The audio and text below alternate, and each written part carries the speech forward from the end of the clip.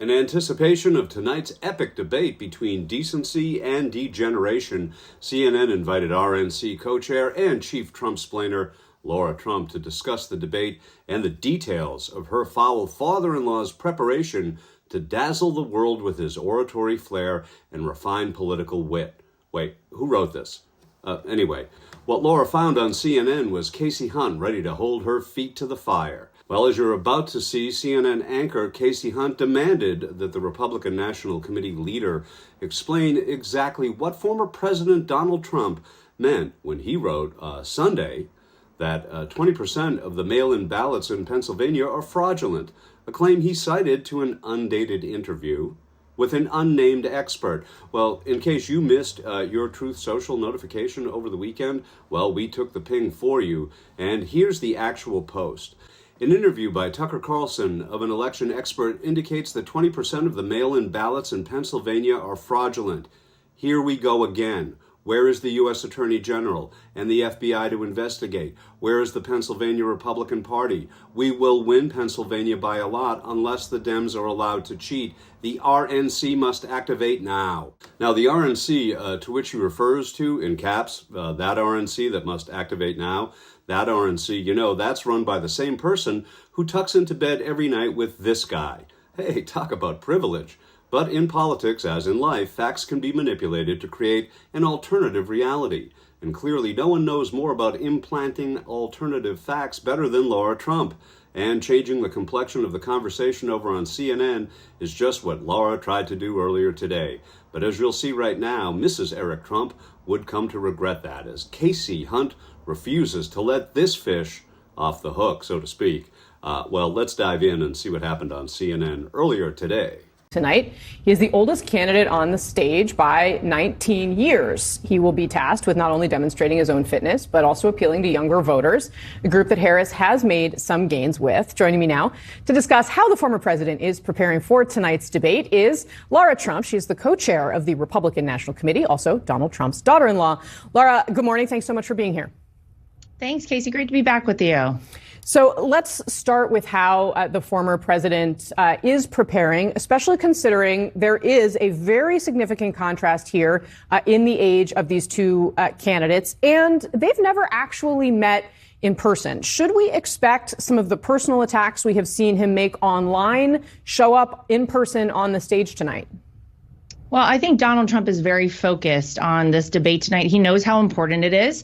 He doesn't take anything for granted. He has been preparing for this debate. He's done traditional debate prep, but he also, Casey, has been out talking with the media, whether that's in town halls. He did a town hall last year here on CNN, whether it's in press conferences where he fields questions from every reporter, or whether it's in the podcast or sit down interviews that he continues to do. He wants to engage more with the public, not less. And it is a stark contrast, of course, to what we've seen from Kamala Harris. So she has really upped the stakes for herself in this debate. I think that many people already know who Donald Trump is, and they can harken back to how their life felt when he was in office. And so he's prepared for this debate. He's ready for tonight, and he's ready to talk about why your life was better when he was in office, and why would you want to vote for 4 more years of what we're in right now, which is what you're going to get with Kamala Harris. So speaking of how people's lives could be better, the former president was asked when he was giving a speech earlier this month about childcare. I want to play the answer that he gave there, and then I'll ask you about it on the other side. Let's watch. I have to stay with childcare. I want to stay with childcare, but those numbers are small relative to the kind of economic numbers that I'm talking about, including growth, but growth also headed up by what the plan is that I just told you about. We're going to be taking in trillions of dollars, and as much as child care is talked about as being expensive, it's relatively speaking not very expensive compared to the kind of numbers we'll be taking in. So there seem to be a lot of Americans who are confused by what he said there. What would Donald Trump do to make child care more affordable? Yeah, there's no doubt that the cost of everything, Casey, has skyrocketed. You know, life is 20% more expensive right now for people than it was when Kamala Harris and Joe Biden took office.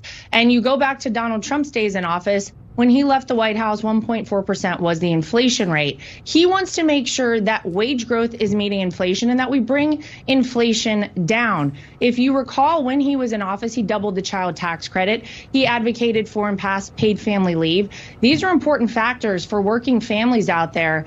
And he does not discount for a second how expensive life has become. We all, as parents, I have 2 young kids, want to know that we can make this life in America a life for our kids that is better than the ones we are in right now. And for many people, it doesn't feel that way.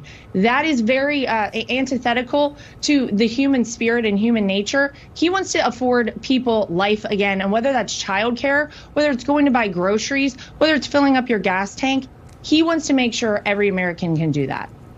Lara, I also want to ask you about something he posted recently on Truth Social, where he actually called on the RNC, the organization you're a co-chair of, to activate now. And this was around mail-in voting. He said, he was quoting Tucker Carlson here with an election expert, that 20% of mail-in ballots in Pennsylvania are fraudulent. Here we go again. Where is the Attorney General, the FBI to investigate? Where is the Republican Party in Pennsylvania? The RNC must activate now. Now, in August, the RNC, your RNC, and the Trump campaign launched a Get Out to Vote tool where Pennsylvania voters can request a mail-in ballot directly. Is the former president saying that Republicans in Pennsylvania should not ask for these ballots? And no, quite the opposite. Donald Trump wants every voter, no matter if you're voting Republican, Democrat, or third-party candidate, to feel comfortable that you can vote. 20% of them are fraudulent? He's specifically referencing information from the 2020 election. What we're talking about right now is making sure that every vote matters and every vote counts. And I've worked very hard. What information do we have? RNC. What evidence is there that 20% of the mail-in ballots in Pennsylvania in 2020 were fraudulent? I didn't see that report, so I'd have to go back and look at it. So I can't directly speak to that. So she's the head of the RNC. She's the female face to the Trump dynasty of misogyny, and she might end up even being an heir.